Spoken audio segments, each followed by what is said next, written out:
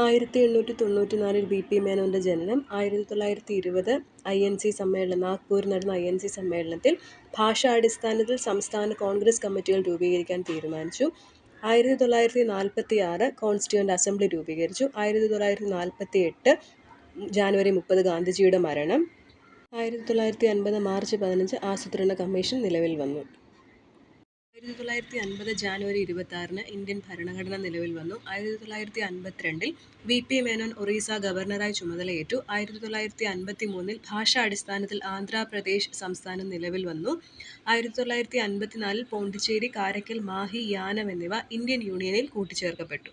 1956 Indian സംസ്ഥാന പുനഃസംഘടനാ നിയമം പാസാക്കി. 1961 ഗോവ, ദാമൻ, ദിയു എന്നിവ ഇന്ത്യൻ യൂണിയനിൽ ലയിപ്പിച്ചു.